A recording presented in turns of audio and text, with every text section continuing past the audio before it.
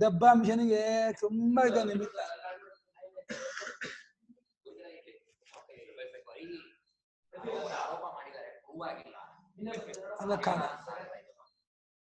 ಅಲ್ಲಿ ಸಂಧಿಕ್ಷೇಮನ ನೋಡಿದ್ರೆ ಹಾಗೆ ಅನ್ಸತ್ತೆ. ಅಲ್ಲಿ ಪ್ರೂವ್ ಆಗಿದ್ದೆ ಅವ್ರನ್ನ ಬಹಿಷ್ಕಾರ ಹಾಕಿ ದೋಷ ಬರುತ್ತೆ ಅಂತ ಹೇಳಿದ್ದಾರೆ. ಕಳ್ಳನ ಅಲ್ಲದನ್ನ ಕಳ್ಳ ಅಂದ್ರೆ ಪಾಪಕೃತ್ಯ ಮಾಡದೆ ಅವ್ರು ಆರೋಪ ಪ್ರೂವ್ ಆಗಿಲ್ಲ ಅಂದ್ರೆ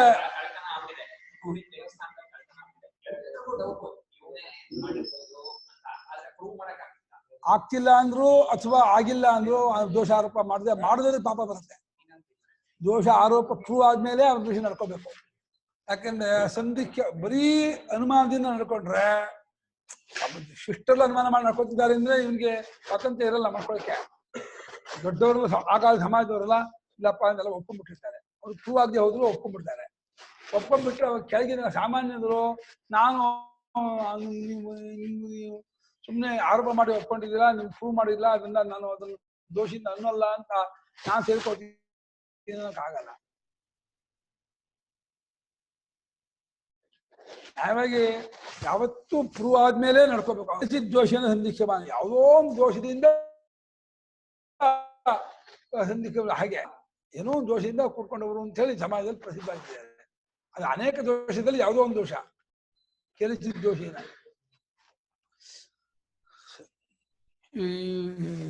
ಕೆಲವೆಲ್ಲ ಅಂತರ್ಜಾತಿ ವಿವಾಹಾದಿಗಳು, ಅಂತರ್ಜಾತಿ ವಿವಾಹದಿಗೆ ಬಹಳ ಕಷ್ಟ ಅಂದ್ರೆ ಅವ್ರು ಹೋಗೋದು ಬರೋದು ಸಮಾಜ ಮಾತಾಡಿಸ್ಬೇಡ. ಯಾವ ಕಾರಣಕ್ಕೂ ಕೂಡ ಎಲ್ಲ ಸ್ಮೃತಿಕಾರರು ಬಂದ್ಬಿಟ್ಟಿದ್ದಾರೆ.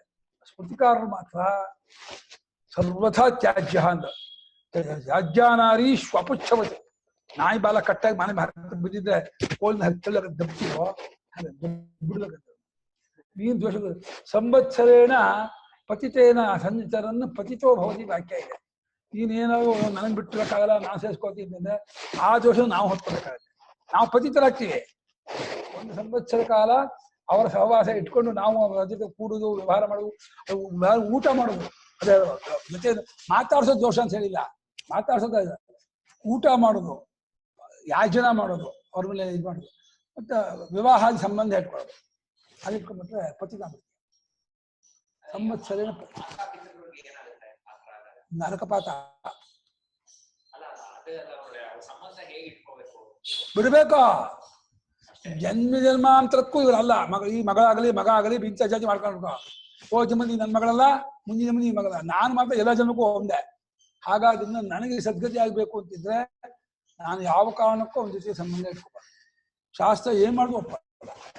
ಶಾಸ್ತ್ರ ಮತ್ತೆ ಬಹಳ ಕಂಡು ಹೇಳಿದೆ.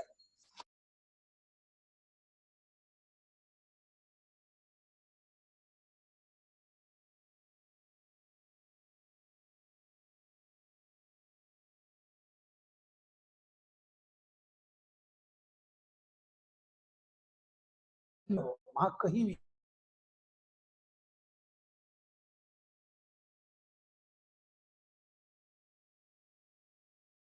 ವಿಷಯ ಅದು. ಯಾವತ್ತೂ ಅಷ್ಟೇ ನಾವು ವಿಷಯದಲ್ಲಿ ನಮ್ಮ ತಂದೆ ಹಾಗೆ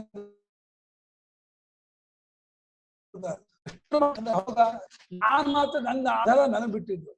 ನನಗೆ ನನ್ನಿಂದ ಹೇಳ್ತೀನಿ, ನೀನು ಹಾಳಾಗು ನಾನು ಅನ್ನಲ್ಲ. ಎಲ್ಲರೂ ಹೇಗಾಲು ಇರು, ನನಗೂ ನೀವು ಸಂಬಂಧ, ನಾನು ಪಡೆಯುತ್ತೀನಿ ಅಂತ ಅಷ್ಟರ ಮಟ್ಟಿಗೆ ಮಾತು. ಇವು ತಸ್ಮಾತ್ ಶಾಸ್ತ್ರಂ ಪ್ರಮಾಣಂತೆ ಕಾರ್ಯಕಾರ್ಯ ವ್ಯವಸ್ಥಿತ ಜ್ಞಾತ್ವ ಶಾಸ್ತ್ರ ವಿಧಾನೋಕ್ತಂ ಕರ್ಮಕರ್ತು ವಿಹಾರದಲ್ಲಿ ಯಾವಾಗ ಹೇಳ್ಬಿಟ್ರು ಅದಕ್ಕಿನ ಅಮೆಂಡ್ಮೆಂಟ್ ಇಲ್ಲ. ಶಾಸ್ತ್ರ ಫೈನಲ್ಲು. ಶಾಸ್ತ್ರವನ್ನೇ ನಾನು ಅಮೆಂಡ್ಮೆಂಟ್ ತಿದ್ಕೊಂಡ್ಬಿಡ್ತೀನಿ, ಅದು ನಂಗೆ ಬಿಟ್ಕೊಂಡ್ಬಿಡ್ತೀನಿ ಅಂದ್ರೆ ಅದಕ್ಕೇನು ಫಲ ಅದು ಅನುಭವಿಸ್ಬೇಕಾಗತ್ತೆ. ಏನು ಮಾಡೋಕ್ಕಾಗಲ್ಲ. ದೋಷದಿಂದ ಕೂಡಿಕೊಂಡವರಾಗಿದ್ದು ಯಾರಾದ್ರೂ ಸೇರ್ಕೊಂಡವರಾಗಿದ್ರೆ ಚೇಷುತ ಯಥೋಕ್ತಂ ಧರ್ಮ ಉಪನಯೇ ಏತತ್ತ ಬ್ರಾಹ್ಮಣ ಇತ್ಯಾದಿ ಅವರ ವಿಷಯಕ್ಕೂ ಕೂಡ ಮೇಲೆ ಹೇಳಿದ ಅಷ್ಟನ್ನು ಬ್ರಾಹ್ಮಣರು, ಯುಕ್ತ ಆಯುಕ್ತರು, ಅರುಕ್ಷರು, ಧರ್ಮಕಾಮಾಚರು ಅವ್ರು ಯಾವ ರೀತಿ ಅವ್ರ ವಿಷಯಕ್ಕೆ ನಡ್ಕೊಳ್ತಾರೋ ನೀವು ಹಾಗೆ ನಡ್ಕೊಬಿಡು.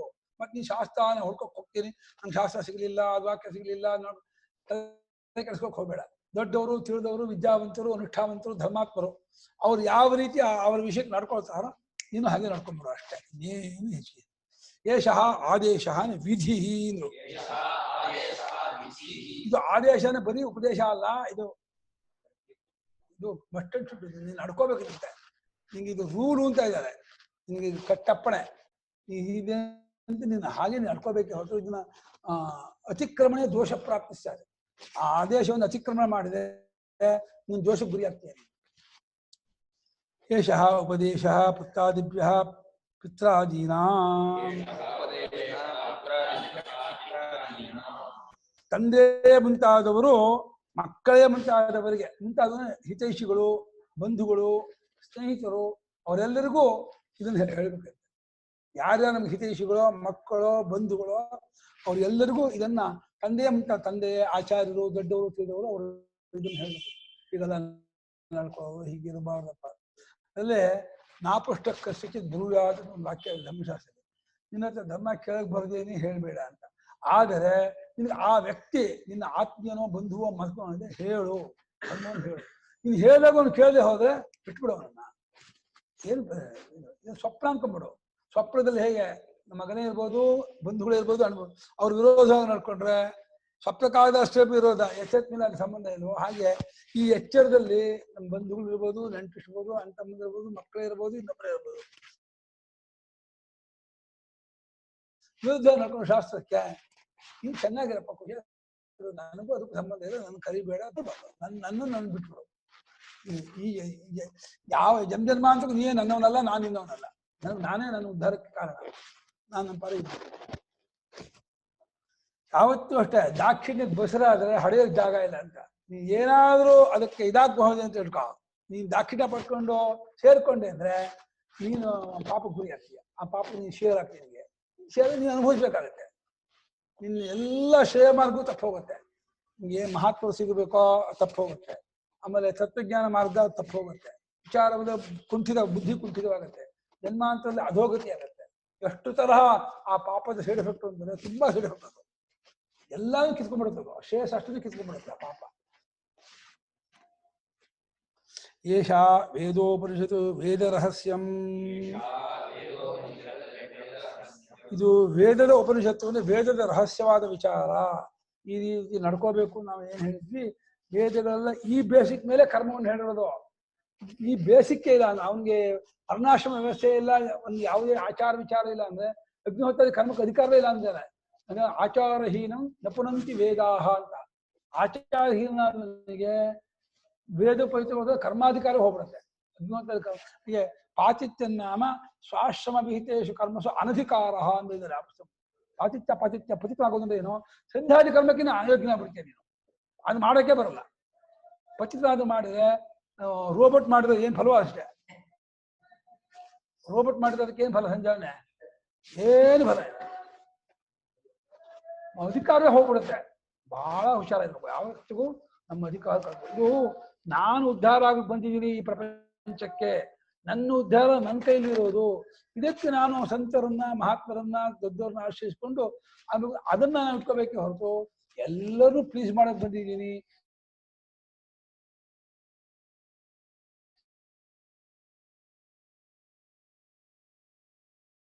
ಎಲ್ಲರಿಗೂ ನಾವು ಅಂದ್ರೆ ಪ್ರಪಂಚ ಸರಿ ಮಾಡಕ್ ನಾವು ಬಂದೂ ಇಲ್ಲ.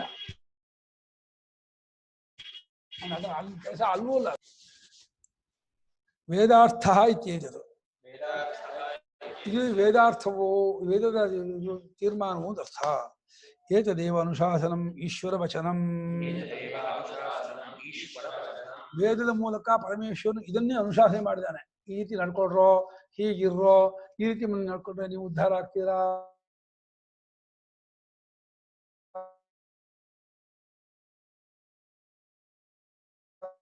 ತತ್ವಜ್ಞಾನ ಜನ್ಮಶಾಸ್ತ್ರ ಆದೇಶವಾಚ್ಯಸ್ಯ ವಿಧೇಯ ಉಕ್ತತ್ವಾತ್. ಯಾಕೆ ಅನುಶಾಸನ ವಿಧಿ ಯಾಕೆ ಅರ್ಥ ಮಾಡಲಿಲ್ಲ ಅಂದ್ರೆ, ಆದೇಶ ಅನ್ನೋ ಜಾಗದಲ್ಲಿ ವಿಧಿ ಅಂತ ಹೇಳ್ಬಿಟ್ಟಿರೋದ್ರಿಂದ ಅನುಶಾಸನ ಅನ್ನೋಕ್ಕೆ ಈಶ್ವರ ವಚನ ಅಂತ ಅರ್ಥ ಮಾಡ್ತೀವಿ. ಈಶ್ವರನ ಸಂದೇಶ, ಪರಮೇಶ್ವರನ ಸಂದೇಶ ಇದೇ ಆಗಿದೆ ಅಂತ ಅರ್ಥ. ಸರ್ವೇಷಾಂ ವಾ ಪ್ರಮಾಣಭೂತಾನಾಂ ಅನುಶಾಸನಮೇತತ್. ಪ್ರಮಾಣವಾಗಿರೋ ಎಲ್ಲಾ ಸ್ಮೃತಿಗಳಿಗೂ ಇದೆ ಮೂಲ. ಮನುಸ್ಮೃತಿ, ಆಪಸ್ತಂಭರು, ಗೌತಮರು, ಯಾಜ್ಞವಲ್ಕ್ಯರು, ಎಷ್ಟು ಸ್ಮೃತಿಕಾರರು ಯಾರ ಅವರೆಲ್ಲರೂ ವೇದ ನೋಡ್ಕೊಂಡು ಸ್ಮೃತಿ ಶಬ್ದಕ್ಕೆ ಅರ್ಥವೇ ನೆನೆಸ್ಕೊಂಡು ಬಂದದ್ದು ಅಂತ. ಯಾವುದನ್ನು ನೆನೆಸ್ಕೊಂಡು ಬಂದದ್ದು? ವೇದವನ್ನ. ವೇದ ಪ್ರತ್ಯಕ್ಷ, ಇದು ಪೌರುಷೇಯವಾದ ಸ್ಮೃತಿ. ಇವರು ವ್ಯಕ್ತಿಗೆ ಬರೆದಿದ್ದ ಸ್ಮೃತಿ. ಅವರು ವೇದವನ್ನು ನೆನೆಸ್ಕೊಂಡು ಯೋಚನೆ ಮಾಡ್ಕೊಂಡು ವೇದದಲ್ಲಿ ನೋಡಿ ಅದೆಲ್ಲವನ್ನು ಕಲೆಕ್ಟ್ ಮಾಡಿ ಒಂದ್ ಕಡೆ ಅವರು ವಿಷಯ ಭಾಗ ಮಾಡ್ಕೊಂಡು ಒಂದ್ ಕಡೆ ಹೇಳ್ಕೊಂಡು ಹೋಗ್ತಾರೆ.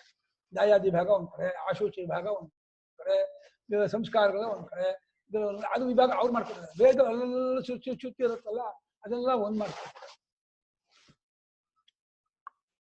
ಪ್ರಮಾಣಭೂತಾನಾಂ ಸರ್ವಾಸಾಂ ಸ್ಮೃತೀನಾಂ ಏತದ್ ಅನುಶಾಸನಂ. ಅದು ಪ್ರಮಾಣಭೂತ ಸರ್ವೇಷಾಂ ವೇದಾನಾಂ. ಯಸ್ಮಾದೇವಂ ತಸ್ಮಾತ್ ಏವಂ ಯಥೋಕ್ತಂ ಸರ್ವಂ ಉಪಾಸಿತವ್ಯಂ ಕರ್ತವ್ಯಂ. ಯಾವ ಕಾರಣದಿಂದ ಈ ರೀತಿ ಇರತಕ್ಕದ್ದೋ ಅನುಶಾಸನ ಮಾಡಲೇಬೇಕೋ, ಈಶ್ವರ ವಚನ ಹೀಗೆ ಇರೋದ್ರಿಂದ ಇದು ಎಲ್ಲವನ್ನು ಸೇವಿಸಬೇಕು. ಇದನ್ನ ಚಾಚು ತಪ್ಪದೇನೆ ಪ್ರಾಮಾಣಿಕವಾಗಿ ಕೈಲಾದಷ್ಟು ಕೈ ಮೀರಿ ಆಗೋದೇ ಇಲ್ಲ ಅನ್ನೋ ದಾರಿಯಲ್ಲಿ ಅದಕ್ಕೆ ಸಣ್ಣ ಪುಟ್ಟ ದೋಷ ನಾವು ಒಪ್ಕೊಳ್ಳೇಬೇಕಾಗ್ತದೆ. ಎಷ್ಟೋ ಸಂದರ್ಭದಲ್ಲಿ ಊಟ ಅನಿವಾರ್ಯ. ಊಟ ನಮ್ಗೆ ಈ ರೀತಿ ಇದ್ರೆ ಅಂತ ನಾವು ಅಪೇಕ್ಷೆ ಪಡ್ತೀವಿ. ಆ ಯಾವುದೋ ರೀತಿ ಪೂರ್ಣ ಸಿಗೋದೇ ಇಲ್ಲ. ಎಷ್ಟೋ ಒಂದು ಅಲ್ಲಿ ಮಾಡುವವರಲ್ಲೋ ಅಥವಾ ಕಾಲ ದೇಶದಲ್ಲೋ ಏನೋ ಒಂದು ಲೋಪದೋಷ ಇರುತ್ತೆ. ಅಂತ ಸಣ್ಣ ಪುಟ್ಟ ಲೋಪದೋಷಕ್ಕೆ ನೀನು ಮಾಡುವ ಅನುಷ್ಠಾನದಿಂದ ಪರಿಹಾರ ಮಾಡ್ಕೊ. ಅಷ್ಟೇ, ಏನು ಮಾಡೋಕ್ಕಲ್ಲ. ಕೆಲವು ಆಚಾರ ವಿಚಾರದಲ್ಲಿ ಅಡಿಗೆ ಭಟ್ರಲ್ಲಿ ನಮ್ಮಷ್ಟು ಆಚಾರ ಇಲ್ಲ ಅಂತ ಅದನ್ನು ನಿಮ್ಗೆ ಬಹಳ ನಕೊಳ್ಳೋಲ್ಲ. ನೀನು ಆ ಅಡಿಗೆ ಭಟ್ರು ಮಾಡಿದಂಥ ಕೆಲವು ಸಣ್ಣ ಪುಟ್ಟ ಅನಾಚಾರದಿಂದ ಮಾಡೋ ಅಡಿಗೆಯನ್ನ ನೀನು ಊಟ ಮಾಡಿದ ದೋಷ ಬರ್ಬಹುದು. ಅದು ನೀನು ಮಾಡುವಂಥ ಅನುಷ್ಠಾನದಿಂದ ಹಾಕಿಕೊಳ್ಳೋದು.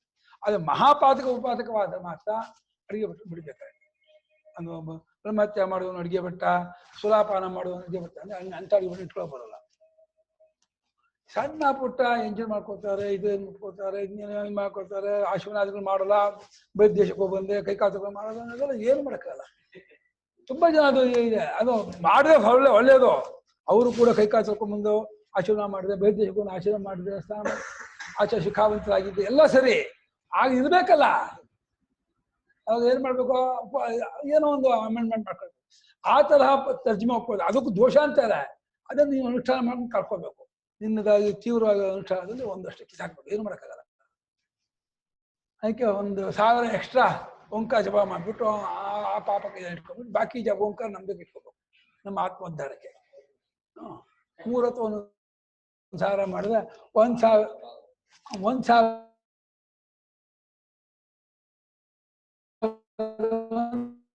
ಈ ಸಣ್ಣ ಪುಟ್ಟ ದೋಷಕ್ಕೆ ಇಟ್ಕೊಂಡ್ಬಿಡು. 2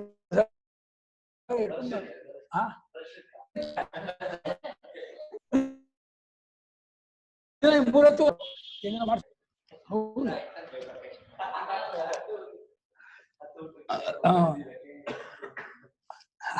ಅಲ್ಲಿಗೆಲ್ಲ ಮುಗಿದೋಗುತ್ತೆ. ಆಮೇಲೆ ಮತ್ತೆ ಹೊಸ ಏನು ನಿಲ್ಲಾಗತ್ತೆ, ಮತ್ತೆ ಮಾಡ್ಕೊಂಡು ನಾವು ಏವಂಚ ಏವಂ ಉಚ್ಚ ಏತದ್ ಉಪಾಸ್ಯಂ ಉಪಾಸ್ಯಮೇವ ಚ ಏತತ್.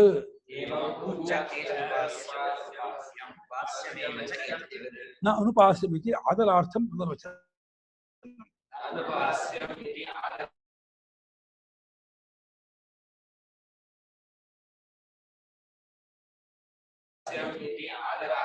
ಬೇಕು ನಡ್ಕೊಳ್ಳೇಬೇಕು ಅಂತ ಉಚ್ಚ ಅವಧಾರಣೆ. ಹೀಗೆಯೇ ಈ ರೀತಿಯಾಗಿಯೇ ಈ ಸೇವಿಸತಕ್ಕದ್ದೇ, ಇದನ್ನು ಮಾಡಲೇಬೇಕು, ಇದನ್ನು ಬಿಡಲೇಬಾರ್ದು ಅಂತ ಇನ್ನೊಂದು ಹೇಳ್ತಾ ಇರೋದು ಆದರಕ್ಕಾಗಿ. ಯಾವ ಕಾರಣಕ್ಕೂ ಇದರಲ್ಲಿ ನೀವು ಮಾಡ್ಕೊಳಕ್ ಹೋಗ್ಬೇಡಿ, ಕನ್ಸ್ಟಿಟ್ಯೂಷನ್ ಮಾಡಕ್ ಹೋಗ್ಬೇಡಿ. ಧರ್ಮಾಚರಣೆಯಲ್ಲಿ ಕನ್ಸ್ಟಿಟ್ಯೂಷನ್ ಮಾಡಕ್ ಹೋಗ್ಬೇಡಿ, ಅದು ಅಮೆಂಡ್ಮೆಂಟ್ ಮಾಡ್ಕೊಕ್ ಹೋಗ್ಬೇಡಿ. ಪೂರ್ತಿ ಮಾಡಕ್ ಹೋಗಿ ಮಾಡುವಾಗಲೇ ಕೊರತೆ ಆಗೇ ಆಗುತ್ತೆ. ಎಷ್ಟೇ ಇದಾಗಿ ಮಾಡಿದಾಗ್ರು ಕ್ರಿಯಾ ಸ್ವಭಾವವೇ ದ್ರವ್ಯಲೋಪ, ಕಾಲಲೋಪ, ಶಕ್ತಿ ಲೋಪ, ಭಕ್ತಿ ಲೋಪ, ಶ್ರದ್ಧಾಲೋಪ ಆಗೇ ಆಗುತ್ತೆ. ಆದ್ರೂ ಮಾಡ್ತಾ ಮಾಡ್ತಾ ಮಾಡ್ತಾ ಇದಾಗಬೇಕು. ಅತ್ರ ಏತತ್ ಚಿಂತ್ಯತೆ ಅಲ್ವಾ? ಅತ್ರ ಏತತ್, ಇಲ್ಲಿ ಈ ವಿಚಾರವನ್ನು ಮಾಡಲಾಗತ್ತೆ ಅಂತ ಭಾಷ್ಯಕಾರರು ಸ್ವತಂತ್ರವಾಗಿ ಇದುವರೆಗೆ ಶಿಕ್ಷಾವಲಿಲಾಗಿರೋ ಎಲ್ಲಾ ವಿಚಾರವನ್ನು ಕೂಡ ಮನಸ್ಸಲ್ಲಿ ತಂದ್ಕೊಂಡ್ಬಿಟ್ಟು ಒಂದು ಚರ್ಚೆ ಮಾಡ್ತಿದ್ದಾರೆ. ಏನ್ ಚರ್ಚೆ ಮಾಡ್ತಾರೆ? ವಿದ್ಯಾಕರ್ಮಣೋ ವಿವೇಕಾರ್ಥಂ. ವಿದ್ಯೆ ಅಂದ್ರೆ ಏನು, ಕರ್ಮ ಅಂತಂದ್ರೆ ಏನು? ವಿದ್ಯೆಯಲ್ಲಿ ಉಪಾಸನೆಯೂ ಇದೆ, ವಿದ್ಯೆಯಲ್ಲಿ ಆತ್ಮಜ್ಞಾನವೂ ಇದೆ, ಕರ್ಮದಲ್ಲಿ ಚೇಷ್ಟಾಮಾತ್ರ ಕರ್ಮವೂ ಇದೆ, ಕರ್ಮದಲ್ಲಿ ಅಗ್ನಿಹೋತ್ರಾದಿ ಕರ್ಮವೂ ಇದೆ. ಯಾವುದನ್ನು ಕರ್ಮ ಅಂತ ಹೇಳ್ತಿದ್ದಾರೆ, ಯಾವುದು ವಿದ್ಯೆ ಅಂತ ಹೇಳ್ತಿದ್ದಾರೆ. ಇದರ ವಿವೇಕವನ್ನು ಮಾಡಿಕೊಳ್ಳುವುದಕ್ಕೋಸ್ಕರವಾಗಿ ಒಂದು ಚರ್ಚೆ ಮಾಡ್ತೀವಿ, ವಿಚಾರ ಮಾಡ್ತೀವಿ ಅಂತ ಇದ್ದಾರೆ ಭಾಷ್ಯ ಪ್ರತಿಜ್ಞೆ ಮಾಡ್ತಿದ್ದಾರೆ. ಏನು ಕಿಂ ಕರ್ಮಭ್ಯ ಏವ ಕೇವಲೇಭ್ಯ ಪರಂ ಶ್ರೇಯಃ ಕುತ ವಿದ್ಯಾಸವ್ಯಪೇಕ್ಷೇಭ್ಯಃ ಆಹೋ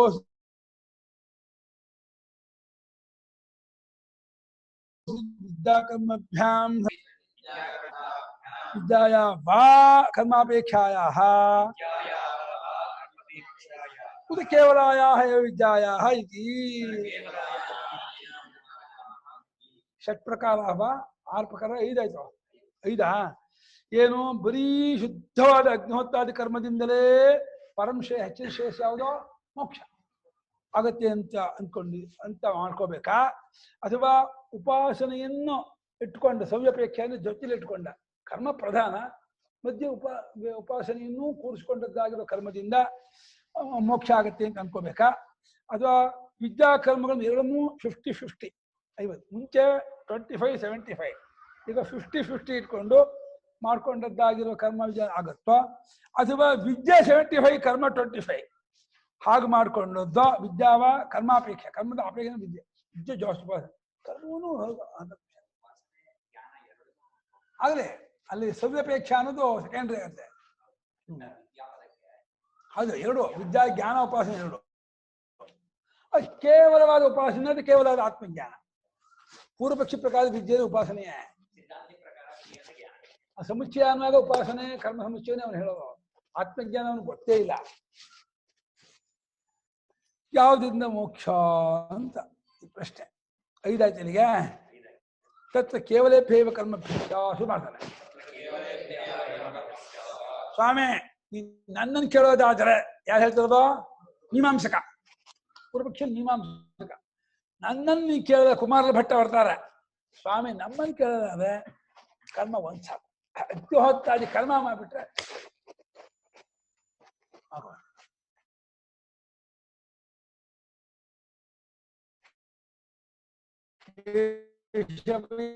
ದೇವರ ಎದ್ದರುಷ ಪೂರ್ಣಮಾಸೌ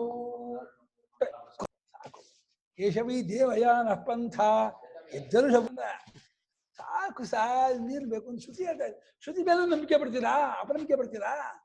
ಶ್ರುತಿ ಮೇಲೆ ಅಪನಂಬಿಕೆ ಪಟ್ಟರೆ ಇನ್ನೇನು ನಿಮಗೆ ಪ್ರಮಾಣಕ್ಕೆ ಇದು ವಾಕ್ಯ ಇಲ್ಲ. ಕೇವಲವಾದ ಕರ್ಮದಿಂದಲೇ ಮೋಕ್ಷ.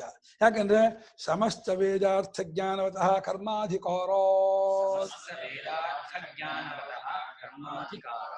ಕರ್ಮಾಧಿಕಾರ ಯಾರು ಹೇಳಿದ್ದಾರೆ? ಎಲ್ಲ ಸ್ಮೃತಿಕಾರರು, ಮುನ್ನಾದಿ ಸ್ಮೃತಿ ಎಲ್ಲರೂ ಕೂಡ ವೇದ ಅದು ವೇದ ಕೃತ್ಸೋದಿ ಗಂತವ್ಯ ಸರಹಸ್ಯೋ ಯುಜನ್ಮನ. ಬ್ರಾಹ್ಮಣನಾಗಿದ್ದವನು ರಹಸ್ಯನ ಉಪಾಸನಾ ಸಹಿತವಾಗಿ ಸಂಪೂರ್ಣ ವೇದಗಳನ್ನು ಆಮೇಲೆ ಕರ್ಮಾನಿ ಆರಂಭಿಸಿ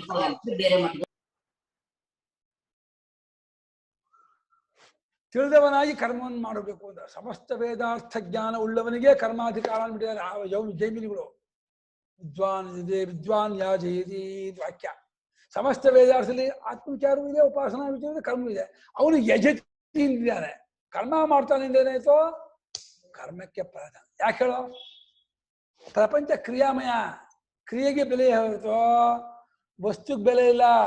ವಸ್ತು ಇದ್ದು ಏನು ನಕ್ಷತ್ರ ಇದೆ, ಏನ್ ಮಾಡ್ತೀಯ ತಗೊಂಡ? ಪ್ರಯೋಜನ ಏನ?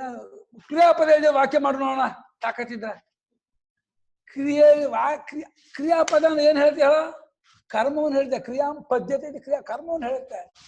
ಕರ್ಮದಲ್ಲಿಯೇ ವಾಕ್ಯ ಪರ್ಯವಸಾನವಾಗೋದು. ಕರ್ಮವೇ ಪ್ರಧಾನ. ಬದುಕು ಜೀವನದಲ್ಲಿ ಕರ್ಮ ಪ್ರಧಾನ. ಎಲ್ಲ ಹೋಗಿ ಏನ್ ಮಾಡ್ತಾರೆ ಹೇಳ? ಕೆಲಸಕ್ಕೆ ಹೋಗ್ತಾರೆ. ಮಾಡ್ತಾರ, ಪೌರಹಿತ್ಯ ಮಾಡ್ತಾರೆ. ಅದರಲ್ಲಿ ಏನು ಕ್ರಿಯೆ? ಕ್ರಿಯೆಯಿಂದ ಟೆಂಟನ್ ಕಾಂಚನ ಕಾರ್ಯಸಿದ್ಧಿ ಏನಣ್ಣ? ಹೌದು ತಾನೆ? ಮಾಡಿಸಿದ ವರ್ಣಾಶ್ರಮದಲ್ಲಿ ಅಂದ್ರೆ ಅಂತರ್ಜಾತೀಯ ವಿವಾಹ ಆಗ್ಬಾರ್ದು, ಸಹಭೋಜನ ಮಾಡಬಾರ್ದು ಅಂತ ಶ್ರುತಿ ಹೇಳುತ್ತೆ ಅಂತ ಹೇಳಿದ್ರಲ್ಲ. ಅಂದ್ರೆ ನಂದೊಂದು ಡೌಟ್. ವಸಿಷ್ಠರು ಅರುಂಧತಿ ಅಂತರ್ಜಾತಿ ವಿವಾಹ ಅಂತ ಕೇಳಿದೆ, ಅದ್ ಹೇಗೆ ಅಂತ ಕೇಳಿಸ್ಲಿಲ್ವಾ? ಕೇಳಿಸ್ತು, ನಿಮಿಷ ಬ್ರೇಕ್ ಆಗಿರೋದು, ಬರ್ತಾರೆ. ಅಮ್ಮ ಯಾವತ್ತು ಋಷಿ ಅಲ್ಲ ಅವ್ರನ್ ಪ್ರಶ್ನೆ ಮಾಡಕ್ಕಲ್ಲ, ಸುಮ್ನೆ ನನ್ ಮನಸ್ಸಿನ ಸಂಶಯನ್ ಪರಿಹರಿಸ್ಕೊಳಕಷ್ಟೆ. ಯಾವತ್ತು ಋಷಿಗಳನ್ನ ಹೇಳಿದಂತೆ ಮಾಡ್ಕೋಬೇಕು ಹೊರತು ಋಷಿಗೆ ಅವತಾರ ಮಾಡಿದಂತಹ ಪರಮಾತ್ಮ ಪರಸ್ತಿಯನ್ನು ಕೈ ಹಿಡ್ಕೊಬಿಟ್ಟು ಹೆಂಗ ಅವನ ನೃತ್ಯ ಮಾಡ್ಬಿಟ್ಟ, ಈ ತಪ್ಪಲು ಅವನು ಮಾಡಿದ್ದು ಅಂತ.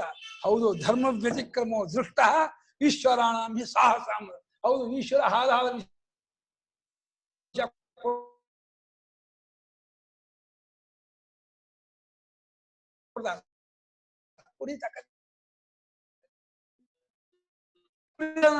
ಈಶ್ವರ ಆನಂದ ಮಾಡ್ಕೋದಿಲ್ಲ, ಕಾಳಿಂಗ ಮಾಡ್ತಾರೆ. ಅವರೇ ಹೇಳ್ತಾರೆ ಇದನ್ನ ಮಾಡ್ಬೇಡ್ರು ಅಂತ ವಸಿಷ್ಠರೇ ಅವ್ರ ಸ್ಮೃತಿಯಲ್ಲಿ ಅವರ ಅಂತರ್ಜಾಲ ವಿವಾಹ ನಿಷೇಧ ಮಾಡಿದ್ದಾರೆ. ಅವರು ಏನು ಮಾಡಕ್ಕಲ್ಲ, ಆ ಸ್ಮೃತಿಕಾರ ಹೇಳಿದ್ದ ನಾವು ಕೇಳ್ಬೇಕೆ ಹೊರತು ಅವ್ರು ಮಾಡ್ದಂಗೆ ಅಪ್ಪ ಮಾಡ್ದಂಗೆ ಮಾಡಬಾರ್ದು, ಅಪ್ಪ ಹೇಳ್ದಂಗೆ ಮಾಡ್ಬೇಕು.